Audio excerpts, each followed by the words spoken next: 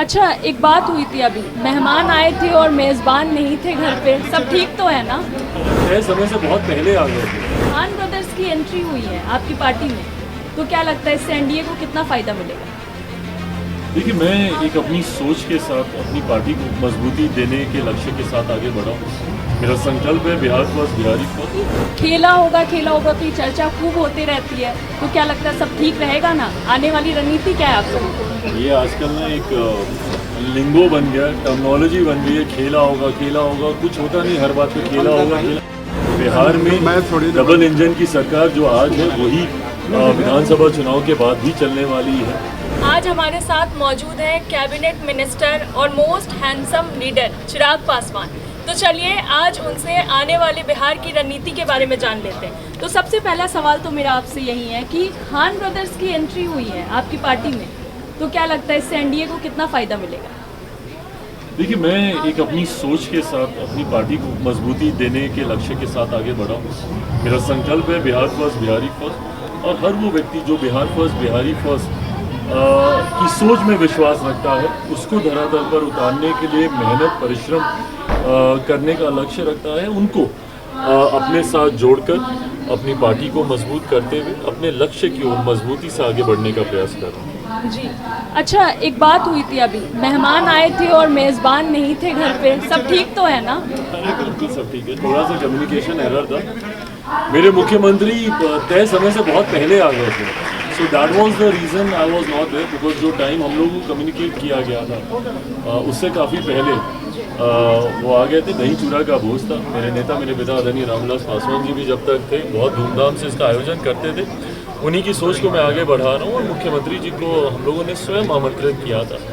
ऐसे में जो समय हम लोग को बताया गया था, निमंत्रण पर भी 11 बजे के बाद का ही समय था, पर मुख्यमंत्री जी 10 सवा 10 बजे ही आ गए थे। ऐसे में मकर संक्रांति का दिन था, तो उस दिन घर पे भी पूजा का आयोजन था, तो मैं पूजा पे था। और जब तक मुझे जानकारी मिली कि मुख्यमंत्री जी पहुंच रहे हैं, तब तक वो आ भी गए थे। बट बहरहाल मेरे लिए ये बड़ी बात थी कि वो आए मेरे कार्यालय में, आकर उन्होंने अपना आशीर्वाद दिया, ये बड़ी बात है। अच्छा, आपको नहीं लगता कि बिहार की कमान अब युवाओं के हाथ में होनी चाहिए? आरजेडी ने तो तेजस्वी यादव को आगे भी कर दिया है। नहीं, अच्छी बात है। हर पार्टी, हर गठबंधन अपनी सोच के हिसाब से अपने नेतृत्व का चयन करती है।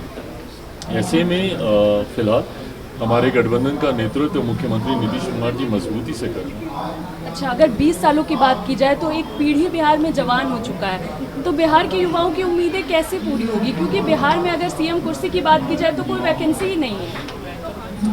नहीं, देखिए, जैसा मैंने कहा कि बात सिर्फ कुर्सी या वैकेंसी की नहीं है, बात सोच नीति की है। देश का नेतृत्व हमारे प्रधानमंत्री कर रहे हैं, जो कि उम्र के एक ऐसे दौर में हैं, पर उसके बावजूद भी मुझे लगता है जिस तरीके से वो युवाओं से कनेक्ट करते हैं, शायद ही कोई और युवा तथाकथित जो दूसरे विपक्षी दलों में अपने आप को युवा नेता भी कहते हैं, वो नहीं कनेक्ट कर पाते जिस तरीके से मेरे प्रधानमंत्री करते हैं। तो ऐसे में सोच, आपकी नीति ज़्यादा मायने रखती है। नेतृत्व भले कोई बड़ी उम्र का भी करे, बट अगर उनकी वो सोच है युवाओं को लेकर, अपने राज्य को लेकर, तो ज़रूर लोगों का साथ मिलता है। जी, अच्छा, बिहार में ऑफर ही ऑफर है, बम्पर ऑफर है, तो ऑफर पे क्या कहना चाहेंगे? क्योंकि राजनीति में कुछ भी असंभव तो नहीं है। राजनीति में कुछ भी असंभव नहीं है। राजनीति में नेवर से नेवर। पर हाँ, फिलहाल जिन परिस्थितियों का जिक्र हो रहा है, मैं इतना अपनी तरफ से ज़रूर कह सकता हूँ, अपने गठबंधन के लिए मैं ज़रूर कह सकता हूँ कि हमारा गठबंधन मजबूत और पूरी मजबूती के साथ पांचों दल का ये गठबंधन ना सिर्फ हम लोग बिहार का विधानसभा चुनाव लड़ेंगे, बल्कि मजबूती से जीतेंगे भी। अच्छा, आपको नहीं लगता आरजेडी में कहीं ना कहीं कंफ्यूजन है? क्योंकि जिस तरह से लालू यादव पहले ऑफर देते हैं, फिर तेजस्वी यादव कुछ और कहते हैं। बहुत ज़्यादा कंफ्यूजन है, और एक परिवार के बीच इस तरीके के कंफ्यूजन ठीक नहीं है।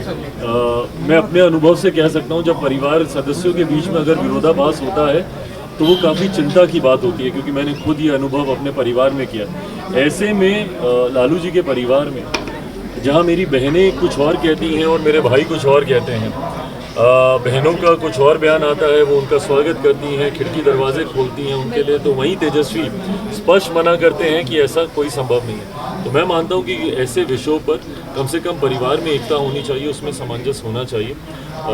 सार्वजनिक मंचों पर विरोधाभास ना दिखे परिवार के भीतर, ये ज़रूरी है। जी, आखिरी सवाल मेरा आपसे यही है कि आने वाले विधानसभा चुनाव में क्या खास रणनीति रहने वाली है, क्योंकि खेला होगा की चर्चा खूब होती रहती है, तो क्या लगता है सब ठीक रहेगा ना? आने वाली रणनीति क्या है आप लोगों? ये आजकल ना एक लिंगो बन गया, टर्मिनोलॉजी बन गई है, खेला होगा, कुछ होता नहीं, हर बात पे खेला होगा, कोई खेला वेला नहीं होने वाला।